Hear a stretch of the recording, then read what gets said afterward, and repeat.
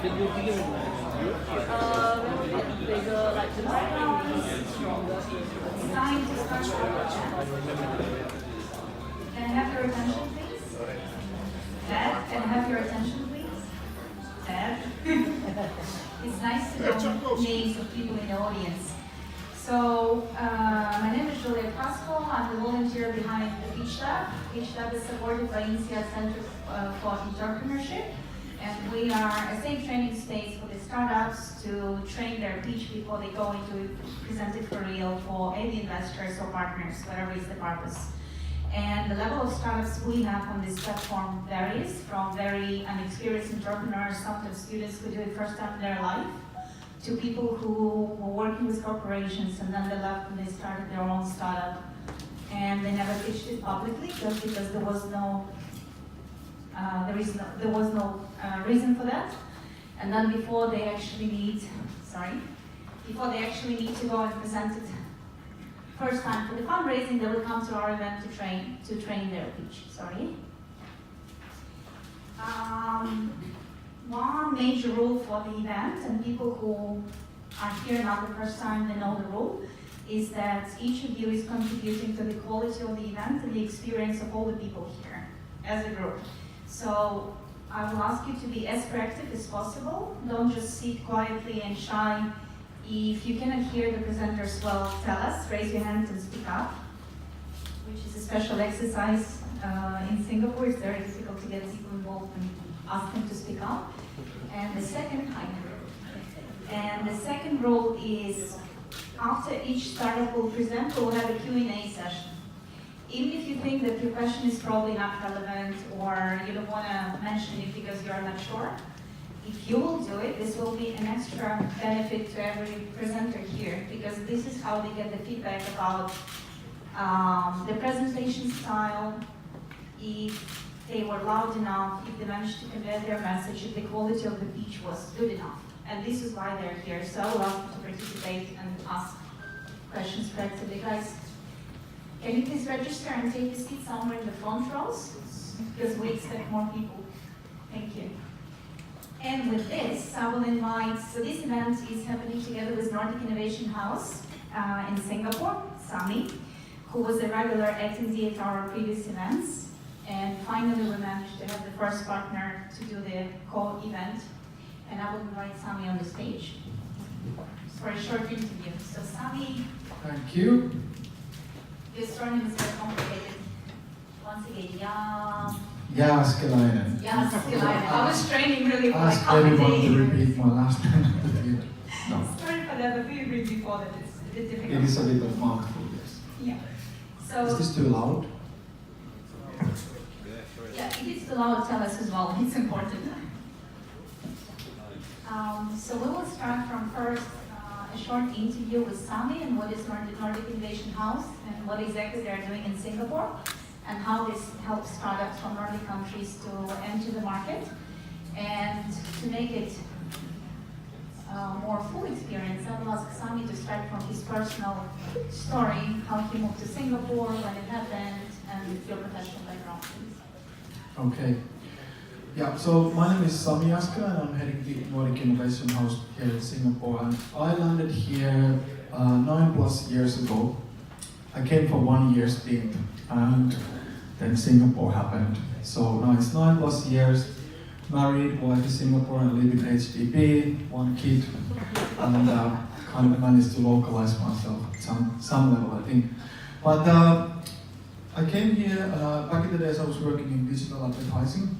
I used to work with the largest agency in Finland. We were doing a lot of Nokia global work, and that's the reason why I came here as well. So we opened office here to serve the Nokia regional business and also global. And then I was working in different agencies for some years, TBWA, DAN, which is the digital arm, and then with RGA as well some years. And then like 10+ years agency life, I kind of felt that I was lacking something, the reason why to wake up, especially every Monday. And I guess I just want to do something more purposeful. And then at the same time, an event called Slush was coming to Singapore first time. That's interrupt a bit. Okay. Who knows what is slush? Please raise your hands. Thank you. Pretty good. Great. So they were basically coming to Singapore, and Slush had already like a long journey back in Finland, but during those days they started to establish their presence in Southeast Asia as well. So China first, then Tokyo, and then Singapore was the... For those people who don't know what slush is, if you can explain how it started the whole story. Yes, so Slush started from Finland. This year is going to be 12th year. So it'd be really kind of like the pioneer of putting the entrepreneurs in a spotlight. So really helping them to connect with the potential business partners and investors, helping them to get on stage in front of the international audience, but also most importantly, really helping to change the mindset. Because really kind of back in the days in Finland, like 10 plus years ago, being an entrepreneur wasn't really easy. Actually, I remember the days that if you told someone you're an entrepreneur, people think that like, okay, now something is wrong, this guy is a little bit cuckoo. Something really wrong in your life. Yeah, because really kind of like, the government wasn't making really your life easier, taxation is high, a lot of regulations and so on, and that was kind of the time when the whole entrepreneurship wasn't really kind of like a big thing. And obviously today is a completely different story in Helsinki and in Singapore as well. And then, well, obviously there's multiple factors for that, and also like Slush is playing its own role. So the first Slush was like 300 people, so really kind of like gathering of entrepreneurs coming together. Thought that like, okay, maybe we should work together and kind of like build this community in order to make everyone life a little bit easier. And then, it started growing slowly, first 3-4 years, actually all the way to like 2014 when it really skyrocketed and it was like 14,000 people suddenly. And this kind of like goes back to the whole startup ecosystem story perhaps in Helsinki, is that it's very organic story. Like everything started from the grassroots movement, so really the community of the guys decided to come together. Then later on, government kind of like realized like, hey, hold on, there's something interesting going on here, so maybe we should start building different kind of like an infrastructure and support programs around it.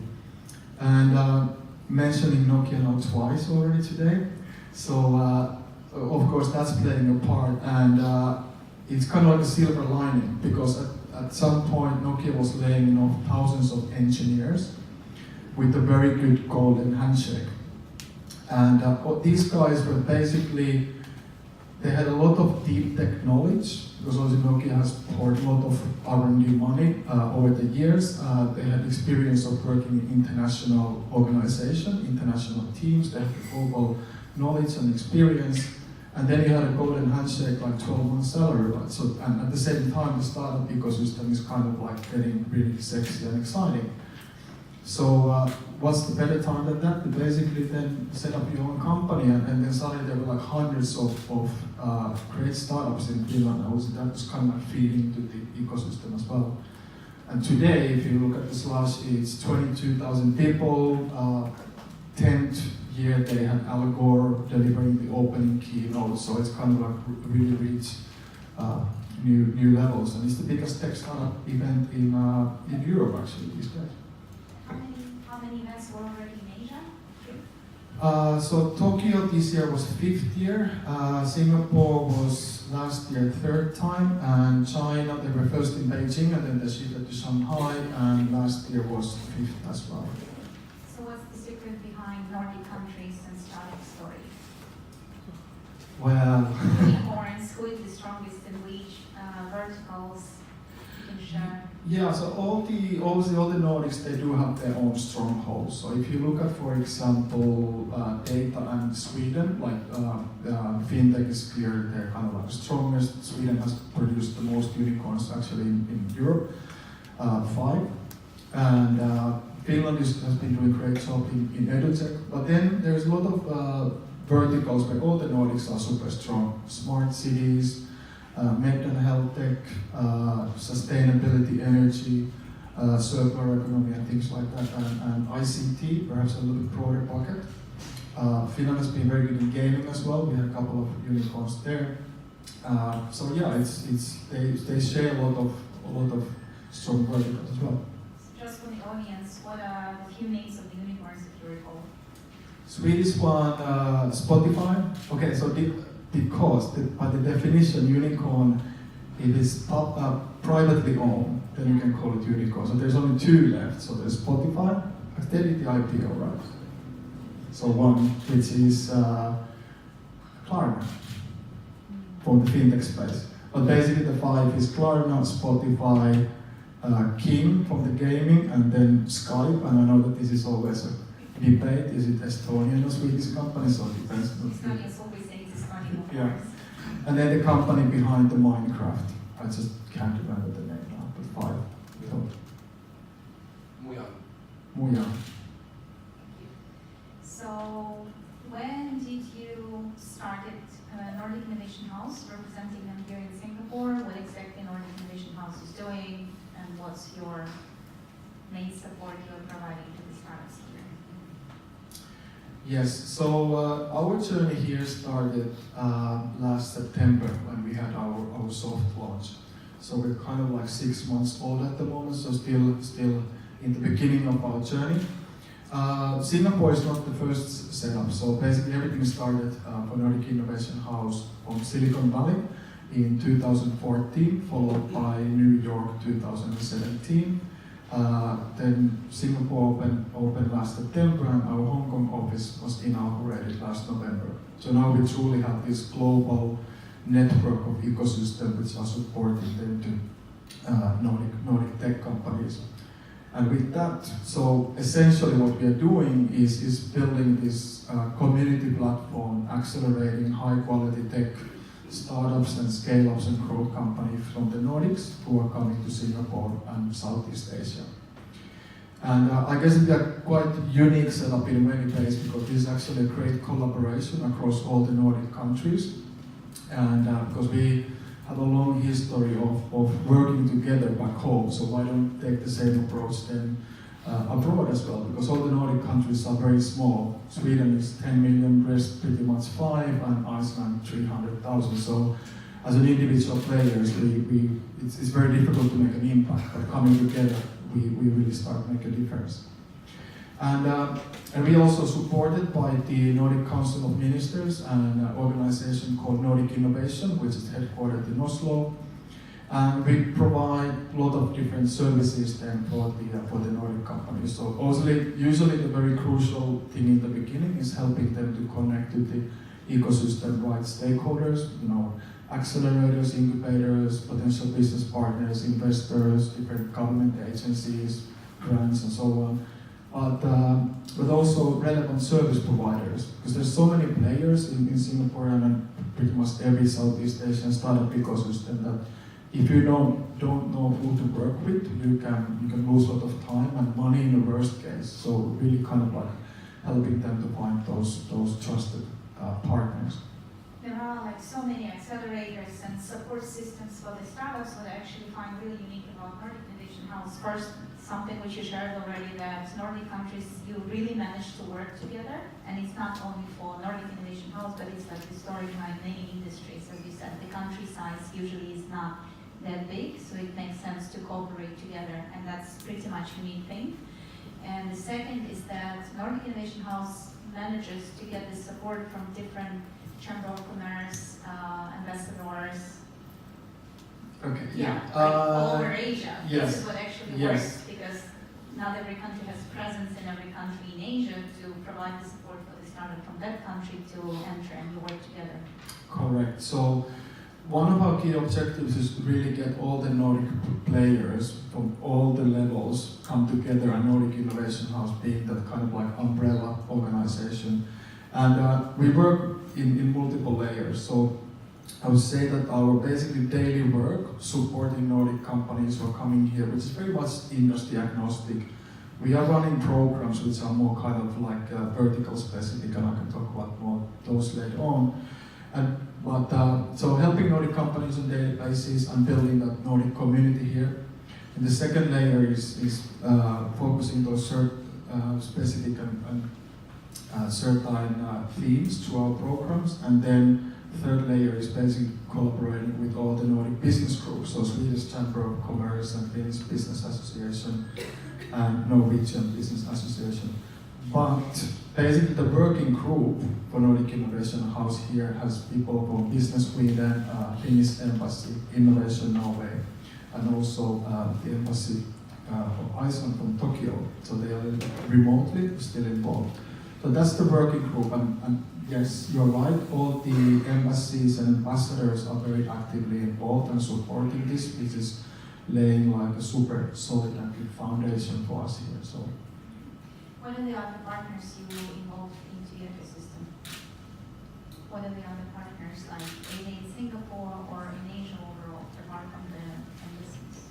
Yes, so regarding the partners, and I talk about Singapore first because basically during the last 6 months building the operations and everything, basically building the Singapore setup in many ways, and now later on this year then we start establishing a stronger network in the region as well.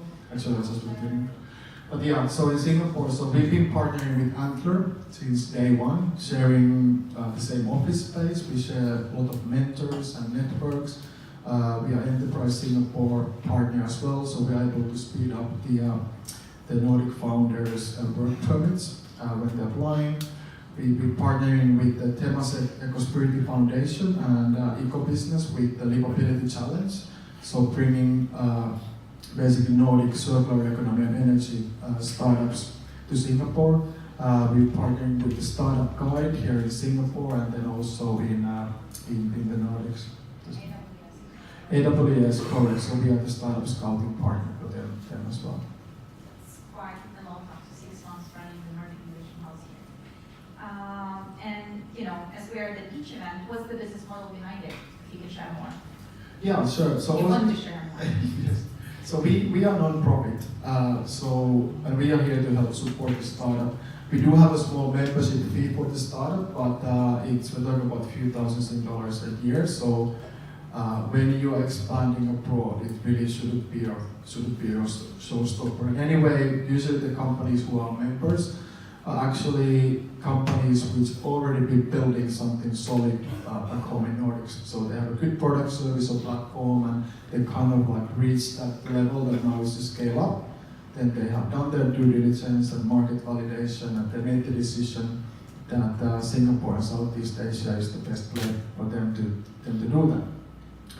And that's kind of like our sweet spot in terms of the companies who we want to work with. Also then, like one step before that, it is usually when the companies are starting to do that due diligence. So they come here to explore and really kind of like exploring this market, you know, what kind of opportunities there might be for my products or service or platform. And but the key thing is at that point, they haven't made the big decisions to establish their presence permanently in Singapore.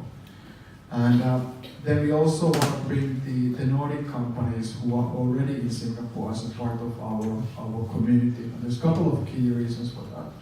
First is obviously that they have a lot of very valuable knowledge and lessons to share them with the newcomers. And again, because we're building that Nordic community and these guys are important in that. And then usually the last step in their journey, which is sometimes it's linear, sometimes the guys jump around a little bit, but that's fine, is then the companies when they're expanding beyond Singapore. So next step might then be KL, Jakarta, Bangkok, whatever it is, and then how we can help them in that journey.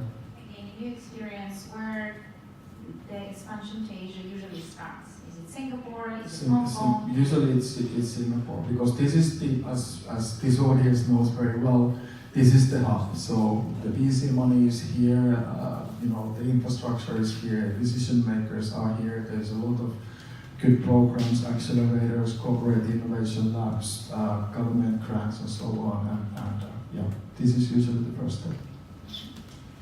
What I think will be useful to share as well is that while preparing for this event, I had a meeting with one of the startups which is based here at WeWork, and I'm also based here, so we just went out for lunch, and then I said, I'm running this event, do you want to join? We will do it together with Nordic Innovation House. And And the guy was like, what? Can you tell me more? Can I participate in this event? And it was pretty much Friday last week. So I managed to arrange a really quick meeting with Sami because he was at WeWork because we were discussing the details to prepare the event, but actually what counts as a Nordic startup? Yeah, that's a good question. We have expanded. Yeah, we have expanded that a little bit. Obviously, usually yes, you need to be from the Nordics, but if the company is founded in Singapore and the main founder or the co-founders are from the Nordics and or there's enough Nordic VC money behind the company, then we can consider company Nordic enough. So, and I think that's quite crucial. Nordic enough. Nordic enough. And again, usually when we ask companies to pitch here, even if they are not at the stage yet, probably when they need fundraising or something, if you are taking a stand on the stage and you present whatever you are doing, we ask them to voice what they need from the audience. Like, whom do you see as your potential partner, say in Asia or in Singapore, what's your interest, what's your ask? I'm asking you. Yeah. That's why I ask. So, all the corporate people, please raise your hands. Who found you? No. Well, obviously, like I said, we work with the Nordic startups, but of course, as we all know, today is all about partnerships and collaboration. So, and we also later on this year, it's still a little bit work in progress, but basically developing corporate memberships and then partnerships. And there's a couple of potential avenues there. First, if there are Singaporean or Southeast Asian companies who wants to tap into this Nordic innovation and startup ecosystem, we can provide them an avenue for that. And of course, then we can do something great together to again boost our community. Or then the other avenue then for the Nordic corporates who already might have a presence here, but if they, for example, be working with some of the startups back in home, if they want to support them to go abroad, that's another avenue, and also like we can help them to get in front of the startup audience here. You know, we can co-host events, we can run reverse mentorships programs and things like that. So the corporate packages are coming later on this year. And once again, I know that before this event you had quite a tight travel schedule. Can you tell more about the number of events you had or you're still planning in Southeast Asia, presenting the companies? Yeah, so we've been actually quite busy since last September, and also there's a couple of reasons for that, because all the Nordic countries, they're bringing constantly delegations here. And whenever it's a Nordic delegation, so there is participants from multiple countries, then Nordic Innovation House is involved. So the first ones were EduTech Asia last autumn, then we had FinTech Festival, yes, there was a big delegation which Business Sweden was running, and we were basically producing a matchmaking event, bringing them together, the Nordic FinTech companies and then the Singaporean and Southeast Asian investors. We run an event with Cellmark, which is a Swedish company. They were basically bringing 4 Nordic companies first to Hong Kong, so they run an event there with our Hong Kong team, and then same thing in Singapore. We were obviously then in Helsinki last year to reach out basically all the Nordic startup founders and ecosystem leaders. This year we had our official opening event as well in February. I was just in KL last week. We had a Nordic Day there, meeting again the KL ecosystem players. Next month, Ho Chi Minh, same thing. So in conjunction with the Business Sweden delegation, and then this goes kind of back to our programs. So we are running 3 big programs this year, which are all then in Q3 and Q4. So first one is circular economy. That one we are doing with the Innovation Norway in conjunction with the Singapore International Energy Week. The second one is basically Nordic Health. So we are bringing Nordic mid and health tech companies here. This one we are doing with the Business Sweden. And this is in conjunction with the SWITCH, Singapore Week of Innovation and Technology. And then the last one is Smart Cities.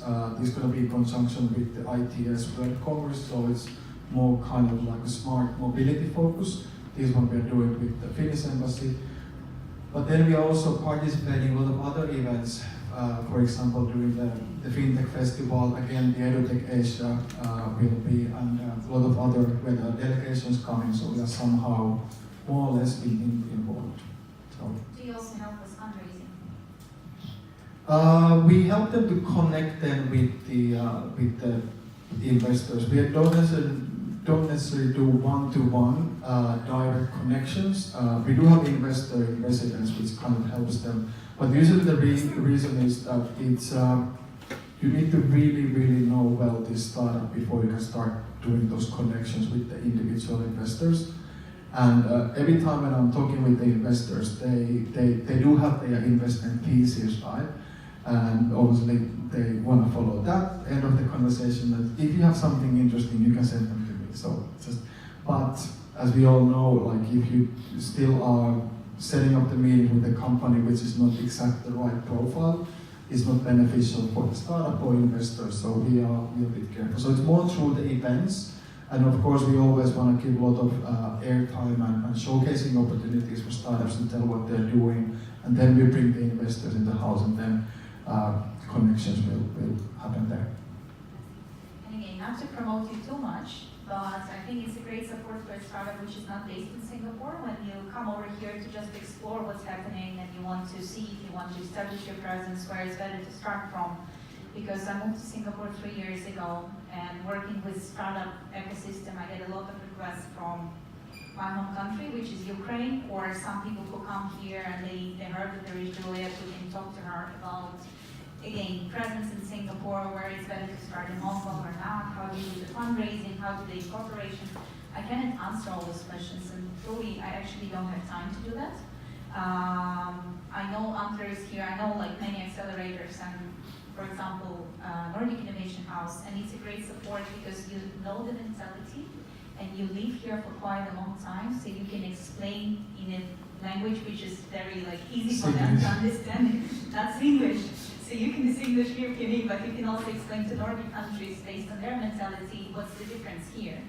And again, it's free consultation, right? It's a very useful tool not to get into all the troubles you can when you're expanding to another country. It's a great support. Is there anything you want to share on top of what we discussed? Because we actually discussed it, and I know Sami for a while, but we didn't do like a specific list of questions or something. So maybe we need some of them are unexpected. I know about fundraising, for example. Totally fine. This is how it always goes. No, I'm good. I'm more than happy to give the stage then to the Nordic companies and let them pitch and get a good feedback from the audience. So please participate. Okay, thank you. Thank you. Sami. The first startup will be Robin. We will just need a bit time to set up the laptops. Battery is